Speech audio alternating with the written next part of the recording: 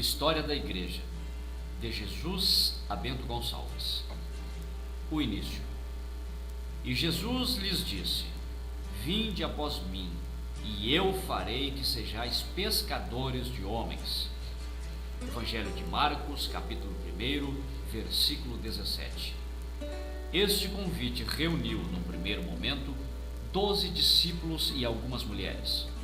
Jesus os ensinava, e depois de sua morte, ressurreição e ascensão aos céus, deixou sua mensagem para ser transmitida, primeiramente, por seus discípulos, dando-lhes a ordem de ir, ensinar, pregar e batizar para que houvesse salvação. 50 dias após a ressurreição e 10 dias após a subida de Jesus aos céus, ocorre a inauguração das atividades daquele grupo que seria mais tarde chamado de igreja, de cristãos, onde não eram mais 12, e sim 120 pessoas reunidas em oração. Após o evento chamado de Pentecostes, um deles, Pedro, estando cheio do Espírito Santo, foi o primeiro pregador da igreja, onde prega e nos diz a Bíblia que cerca de 5.000 novas almas aderem à mensagem de Cristo somente naquele dia. Desta forma, deu-se o início das atividades da igreja cristã na face da terra. Os relatos bíblicos nos mostraram que a igreja crescia dia a dia, e a multidão dos que criam no Senhor, tanto homens como mulheres, crescia cada vez mais. Livro de Atos, capítulo 5, versículo 14. Primeiro período, a era apostólica inicial, de 33 a 100 anos depois de Cristo. As perseguições iniciais da igreja, primeiramente atingindo somente os apóstolos, mas depois a todos os cristãos. Saulo, depois chamado de Paulo, assolou a igreja perseguindo tanto homens quanto mulheres e crianças, e colocando-os em prisões por ordem do sumo sacerdote judeu. A expansão da igreja que resultou com a perseguição em Atos 8. Os cristãos, que antes estavam limitados em Jerusalém e Judeia, com a perseguição, se espalharam por Samaria e um pouco depois até os confins da terra, como vemos nas viagens de Paulo. No ano 70 depois de Cristo, Jerusalém é destruída. Tanto os judeus como os cristãos se espalham pelo mundo todo. Paulo e os apóstolos do Cordeiro são martirizados, com exceção de João, que é exilado na ilha de Patmos até a sua morte. Segundo período, a igreja sofredora, de 100 a 312 anos depois de Cristo. O segundo século da era cristã foi de intensa perseguição para a igreja. Ela havia se espalhado por todo o Império Romano e até os confins da terra conhecida na época. A perseguição obrigou aos cristãos a fugirem por todo o mundo. Este período também foi marcado pela ascensão dos bispos. No início da igreja, no primeiro século, não havia uma distinção entre bispo e presbítero, mas já no segundo século, alguns bispos presbíteros se consideraram mais importantes que outros e começaram a controlar as igrejas de uma dada região. Os bispos, e não as congregações, passaram a ser a igreja, e a igreja passou a ser um meio de salvação. A ceia e o batismo foram corrompidos e se tornaram meios de receber a salvação. Terceiro período, a Igreja Imperial Romana, 312 a 590 anos depois de Cristo. Segundo a história, Constantino, o então imperador romano, teve uma visão da cruz e prometeu que, se vencesse determinada batalha, todo o seu império seria convertido ao cristianismo. Ele venceu e forçou milhares de bárbaros a se tornarem cristãos por meio do batismo. Quando a igreja casou-se com o Estado, as funções eclesiásticas foram substituídas por posições políticas e econômicas. A hierarquia governamental também foi adotada como estrutura de liderança básica da igreja. O organismo vivo que era a igreja passou então a ser uma mera organização, e a vida em comunidade dos cristãos deu lugar ao institucionalismo religioso. Com a divisão cada vez maior do Império Romano e devido à forte ligação da Igreja com o Estado, a Igreja também se dividiu em ocidental, com sede em Roma, e oriental, com sede em Constantinopla. Surgem aí as igrejas católica romana e ortodoxa grega. A Igreja ocidental, católica romana, era bastante superior à Igreja oriental em termos de poder político. Portanto, ela desenvolveu-se e ampliou o seu poder mais do que a Igreja oriental. O bispo de Roma, por exemplo, foi considerado o bispo mais importante de toda a Igreja, e a Igreja romana foi considerada a mais importante porque inventaram a história de que ela teria sido fundada pelo apóstolo Pedro. Leão I, bispo de Roma, de 440 a 461 d.C., foi quem primeiro usou para si mesmo e de maneira oficial o título de Papa. Também neste período, a adoração da Igreja deixou de ser espontânea e espiritual e passou a ser ritualística. Com a ascensão dos bispos, os líderes passaram a ostentar e brigar por títulos eclesiásticos. Com a proliferação do cristianismo obrigatório, bem como a crescente organização estatal da Igreja, surgiram novas heresias e outras mais antigas se consolidaram. Quarto período: a Igreja Católica Romana na Idade Média, de 590 a 1517 d.C. Em 590 d.C., Gregório I, o Grande, torna-se bispo de Roma e o primeiro papa oficial da história. Surge então a sucessão apostólica através do papado. Houve também uma reformulação da doutrina cristã, e muitas heresias e práticas não bíblicas foram adicionadas à Igreja. Gregório ensinou, por exemplo, a salvação por obras, o batismo como um sacramento que salva, a expiação dos pecados por meio de atos de penitência do cristão, como boas obras meritórias, arrependimento, esmolas, etc. Adoração aos santos padroeiros, santas relíquias com poder religioso e purgatório. Todas essas doutrinas não estão contidas na Bíblia. Superstições infestaram a Igreja. A Igreja passa a ser infalível em matéria de fé e prática. Rezas, terços e outros ritos abundam na Igreja. O cristianismo é paganizado. A celebração da missa, representando os sacrifícios contínuos de Cristo, gera a ideia de que nas mãos do sacerdote o vinho e o pão se tornam verdadeiramente o sangue e a carne de Cristo, heresia chamada de transubstanciação. A Bíblia é utilizada somente pelos sacerdotes e é escrita e lida, assim como a missa, em latim, hebraico e grego. O povo comum não tem acesso. A Igreja mergulha num período de cerca de 1000 anos de trevas espirituais e ignorância sobre as coisas de Deus. Neste período da Igreja, especialmente após o cisma da Igreja, foram empreendidas as cruzadas à Terra Santa, com o propósito de livrá-la das mãos do Islã. A primeira cruzada durou de 1095 a 1099 d.C. A última cruzada terminou por volta de 1291 d.C. As cruzadas resultaram em novas oportunidades econômicas e culturais entre o Ocidente e o Oriente, bem como no aumento e prestígio do poder papal. Surgem os primeiros reformadores que protestavam contra a Igreja Romana. John Wycliffe, de 1328 a 1382 d.C., tinha uma visão bem aguçada das coisas e aliados políticos fortes, o que evitou que ele fosse martirizado pelo Papa.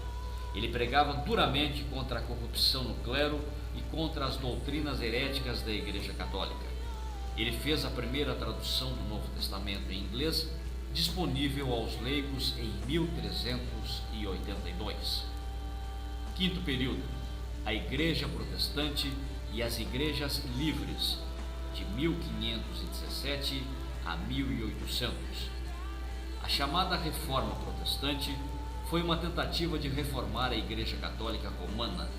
Aqueles que protestavam contra a Igreja de então foram chamados de protestantes, que aqui no Brasil são conhecidos como evangélicos ou simplesmente crentes.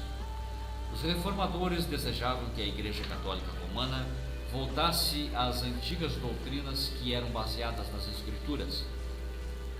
Questões como a salvação, por exemplo, eram motivos legítimos para eles reivindicarem uma reforma na Igreja.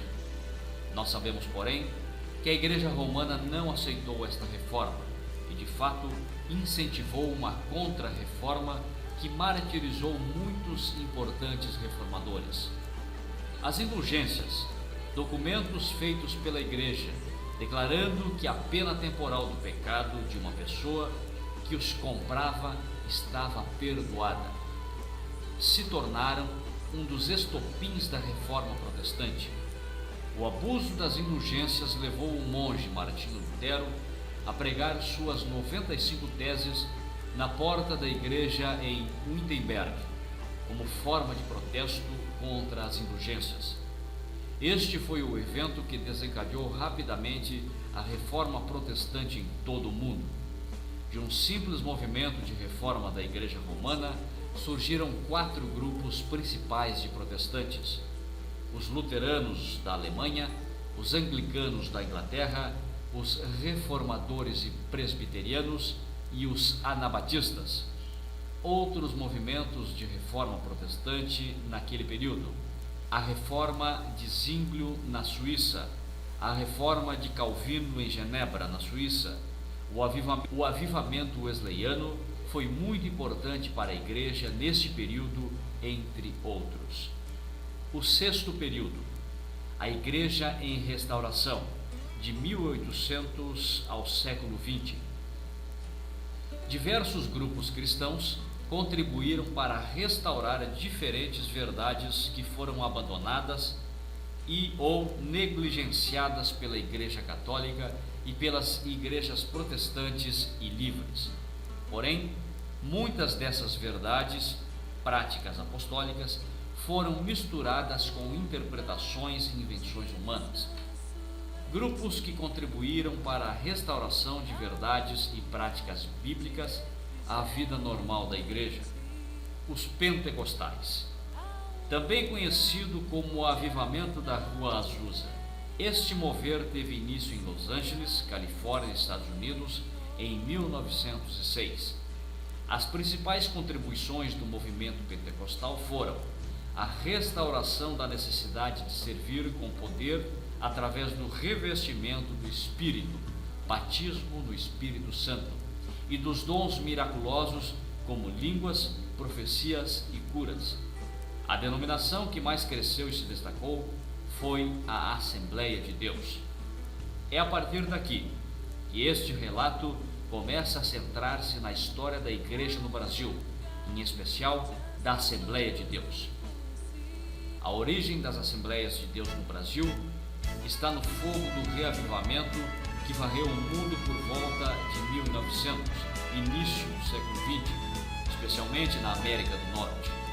Os participantes desse reavivamento foram cheios do Espírito Santo da mesma forma que os discípulos e os seguidores de Jesus durante a festa judaica do Pentecostes, no início da igreja primitiva, conforme está escrito em Atos 2. Assim, eles foram chamados de pentecostais. Que Jesus é o caminho dos céus.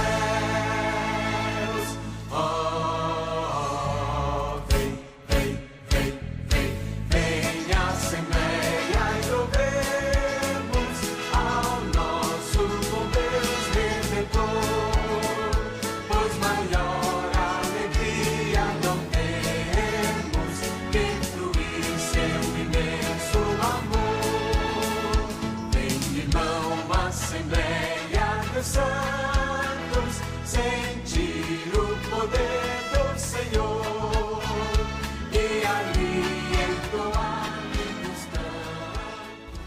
Quando Daniel Berg e Gunnar Wingren chegaram a Belém do Pará em 19 de novembro de 1910, ninguém poderia imaginar que aqueles dois jovens suecos estavam para iniciar um movimento que alteraria profundamente o perfil religioso e até social do Brasil por meio da pregação de Jesus Cristo como o único e suficiente Salvador da humanidade e a atualidade do batismo no Espírito Santo e dos dons espirituais. As igrejas existentes na época, Batista de Belém do Pará, Presbiteriana, Anglicana e Metodista, ficaram bastante incomodadas com a nova doutrina dos missionários, principalmente por causa de alguns irmãos que se mostravam abertos ao ensino pentecostal. A irmã Celina de Albuquerque, na madrugada do dia 18 de junho de 1911, foi a primeira crente a receber o batismo no Espírito Santo, o que não demorou a ocorrer também com outros irmãos. Em outras décadas, a Assembleia de Deus, a partir de Belém do Pará, onde nasceu, começou a penetrar em todas as vilas e cidades até alcançar os grandes centros urbanos como São Paulo, Rio de Janeiro, Belo Horizonte e Porto Alegre. Em virtude de seu fenomenal crescimento, os pentecostais começaram a fazer diferença no cenário religioso brasileiro. De repente, o clero católico despertou para uma possibilidade jamais imaginada. O Brasil poderia vir a tornar-se no futuro uma nação protestante. Onde começou a doutrina dos dons, Deus enviou o batismo de fogo para os fiéis. Era 1910. A Assembleia de Deus no Brasil chegou, cuidando da doutrina e também dos dons. Porta que abriu, nunca mais fechou. Deus multiplicou o seu rebanho. Porta que abriu, nunca mais fechou. Deus multiplicou o seu rebanho.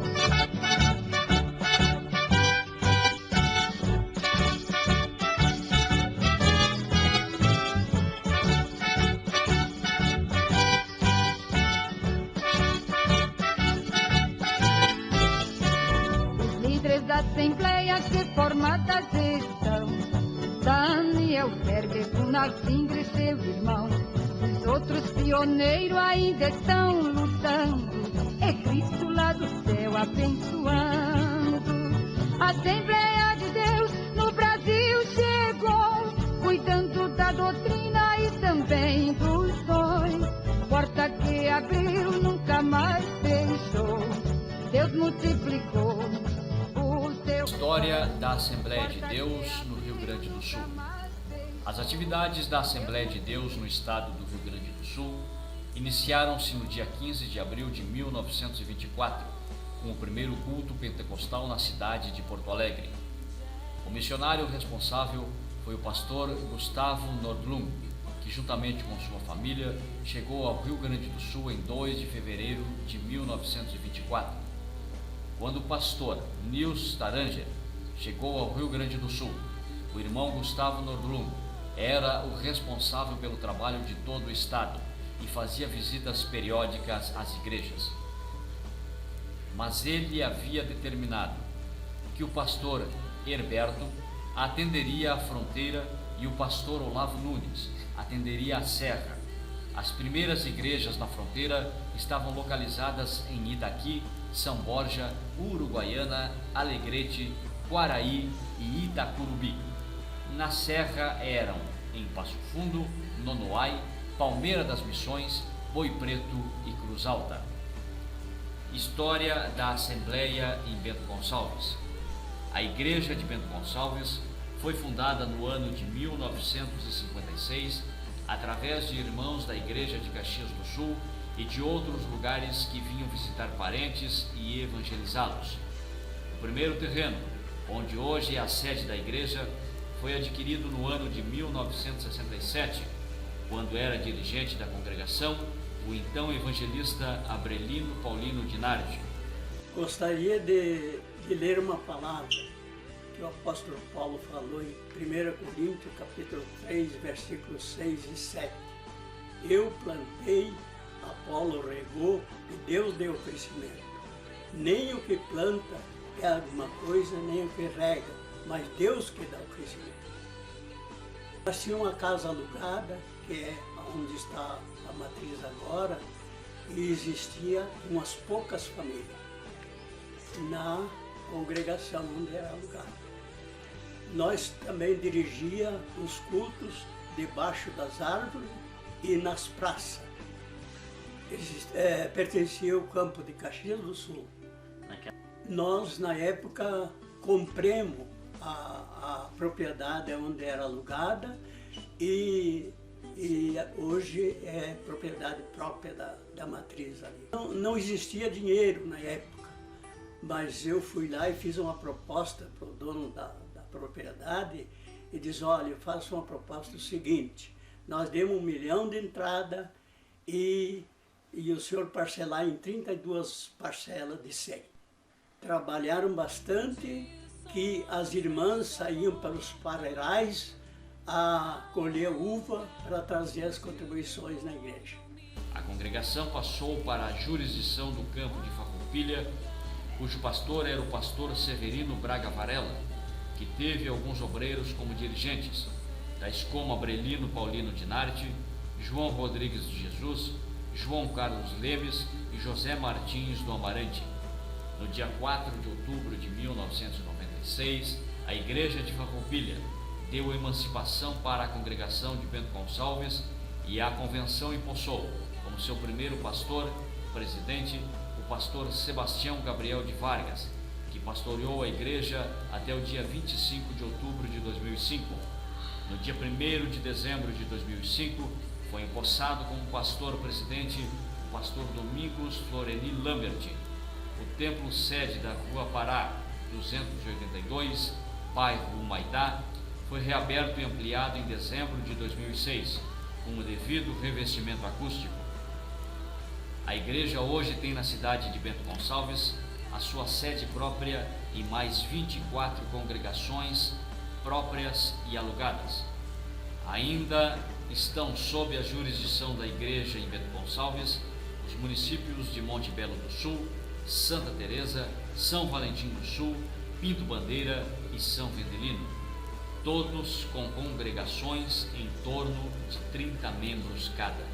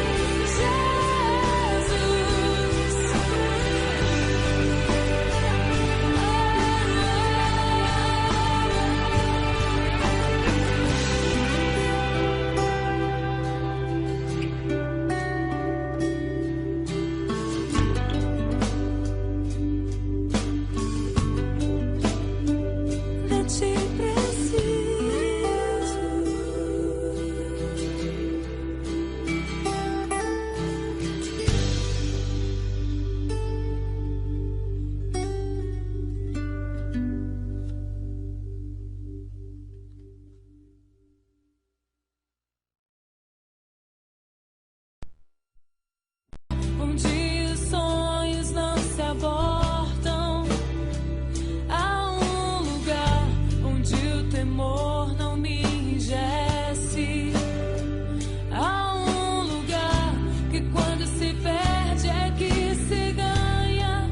Esse lugar é no Senhor. Esse lugar é no Senhor.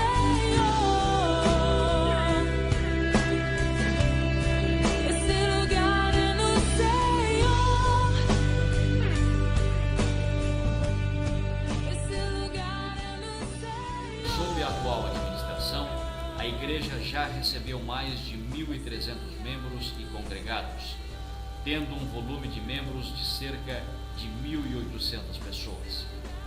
A Assembleia de Deus de Bento Gonçalves apoia a obra missionária na África, no Paraguai, e no estado do Piauí. Na assistência social, realiza trabalhos de recuperação de usuários e dependentes químicos, com 8 internos no momento.